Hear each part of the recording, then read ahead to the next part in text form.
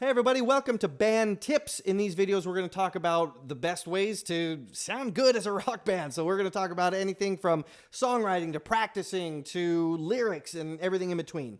Today, we're going to talk about how to clean up your sound, how to get rid of the mud.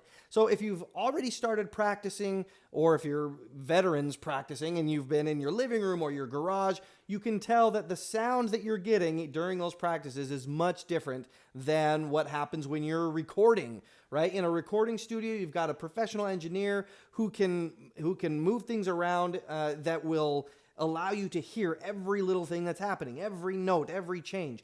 In a live or practice setting, you don't hear that at all, and there's a reason for that. In order to know what's going on here, you need to understand the frequency spectrum. So our ear hears everything from 20 hertz to 20,000 hertz. 20 hertz, huge, big bass waves, right? 20,000 hertz, itty bitty tiny waves, right? And our ears hear everything in between. So whenever you are hearing anything at all, and my voice is going to be a good example here, I am using lots of different frequencies right now. Now, if you were to look at a frequency spectrum, you'd see that it is heavy in the mid-range, you know, and if I was like Barry White, it would be heavy in the low range, okay? So, but they're still using lots of different frequencies going on. And that's going to be the case with your instruments as well. The piano, especially from down here to up here, you've got frequencies all over the place. And throw in a guitar on top of this, and the guitar has a wide frequency range as well. And what happens is the mud that you hear, where you're like, I don't hear any clarity, anything concise that's happening in the music. It's because you're sharing all of those frequencies. Okay, so you're stepping on each other's toes. Now, there's a song that I wrote that'll demonstrate this. If it's just you and your instrument, this isn't as big of a deal. The mud isn't as bad. But it's as you start adding instruments, it gets worse. But this will be a good demonstration. So I wrote a song called On Your Side, and it is on Spotify and iTunes and everywhere you can stream music. And the range on my piano is here. Okay, now you'll notice just from me hitting that chord and me speaking at the same time, my vocal range is kind of in that area, the tenor or baritone type of area there. And so as I wrote this song, here's how it went. Well, I know it's gonna be hard to wake up after a day like today.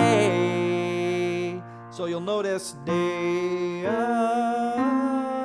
I'm hitting all those notes. I'm sharing exact notes here with my piano, much less the frequencies, in the same range. So I'm stepping on the frequencies that my piano is sharing here. So the simple solution on this, if I'm in full band mode, I know that's a little bit of mud that I can clean up. It doesn't clean up all the mud that the whole band is giving me, but it's a little bit. So all I have to do is play an octave higher, and you'll hear more definition and more clarity in both the piano and my voice. Well, I know it's gonna be hard to wake up after a day like today. Right? So you could even hear the lyrics a little bit better because all the sibilants and all the little things in my voice is able to come out because I'm sharing less frequencies here. So if you're a piano player or a guitar player and you're in the same band, if your guitar is right here and your piano's right here, it's going to sound like garbage. One of you needs to move up, right? And so because the other thing you have to think about is your drum kit, from the kick drum to the toms to the cymbals. That is all these frequencies, and we all know that drummers are out of control. You know it, drummers too. As you are writing songs, as you're arranging your music, think about that. The other thing that's really important to think about when it comes to the mud aspect is where are you playing? Like if you're playing a live show, you know, hopefully we're all going to get to that spot where we're in Carnegie Hall with perfect acoustics and perfect sound systems and world-class engineers to be able to mix it perfectly, right?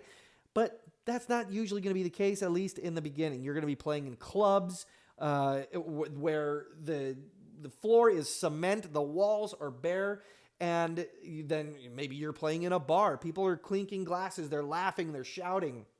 And you'll be playing in church cultural halls, which doubles as a basketball gym, where those frequencies just bounce everywhere. And that's what you got to understand.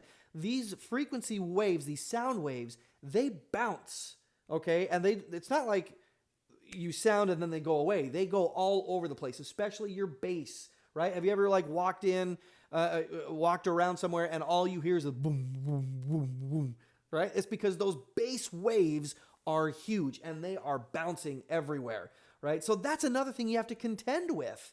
Okay, so as I hit a note, as a kick drum kicks that note there, that wave goes to that wall and it comes back to this wall and comes right back into this microphone, automatically competing with your voice, with your instrument, right? So you have to think about that as well. So whatever you can do to eliminate mud, do it. If I'm going to do an acoustic set where it's just me and my piano or me and my acoustic guitar, maybe I can play this song down here, right? I'm not going to be fighting a lot of mud. I like this sound. Maybe if you're playing the full band, you say, okay, now I need to up this by an octave, and we need to rearrange some things. So if you've liked what you've heard, please hit the like button and subscribe and the bell notification so that you will not miss any more band tips.